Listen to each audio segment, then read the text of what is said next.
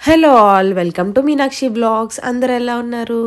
ఈరోజు అయితే మీ అందరికీ కోడిగుడ్డు ఉప్పు చేప కర్రీ చూపిస్తాను, చూసేయండి. ఫస్ట్ అయితే స్టవ్ ఆన్ చేసి కడాయి పెట్టి అందులో ఆయిల్ వేసుకోవాలి. ఆయిల్ కొంచెం హీట్ అయిన తర్వాత దాంట్లోకి మనం ఆల్రెడీ ఉడకబెట్టి పెట్టుకున్నాం కదా ఎగ్స్, ఆ ఎగ్స్ వేసుకుని కొంచెం పసుపు కూడా వేసుకుని ఫ్రై చేసుకోవాలి బాగా.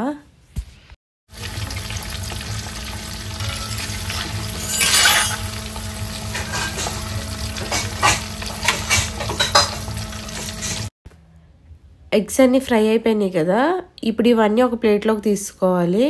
ఇంక ఇప్పుడు అదే ఆయిల్లో మా మమ్మీ ఆల్రెడీ ఉప్పు చేపలు కడిగి పెట్టారు, వేడి నీటిలో వేసుకుని కడుక్కోవాలి ఉప్పు చేపలు.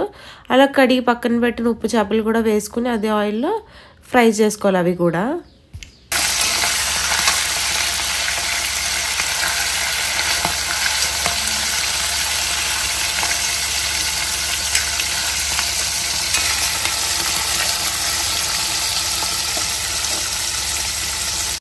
ఉప్పు చేప ముక్కలు కూడా బాగా ఫ్రై అయినాయి కదా, ఇంక ఇప్పుడు ఇవి కూడా ఒక ప్లేట్లోకి తీసేసుకోవాలి.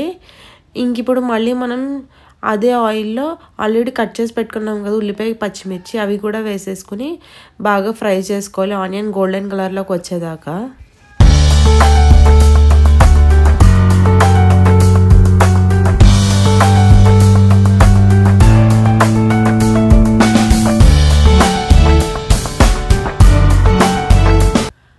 ఆనియన్ ఇంకా మిర్చి బాగా ఫ్రై అయిపోయినాయి కదా, ఇంక ఇప్పుడు మనం ఇందులోకి ఆల్రెడీ ఫ్రై చేసి పెట్టుకున్నాం కదా ఉప్పు చేపలు, అవి కూడా వేసేసుకుని ఒక్కసారి బాగా కలుపుకోవాలి.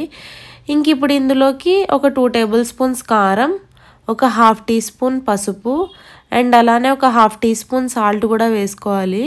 సాల్ట్ కొంచెం చూసుకుని వేసుకోండి, కావాలంటే మళ్ళీ లాస్ట్లో వేసుకోవచ్చు.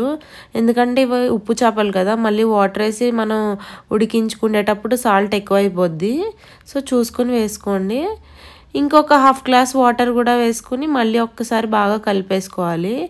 ఇంక ఇప్పుడు ఇందులోకి మనం ఫ్రై చేసి పెట్టుకున్న ఎగ్స్ కూడా వేసేసుకుని మొత్తం మళ్ళీ ఒకసారి కలుపుకుని స్టవ్ సిమ్లో పెట్టేసి మూత పెట్టుకుని ఒక 10 నిమిషాలు మగ్గించుకోవాలి కూర దగ్గరకు అయ్యేంత వరకు.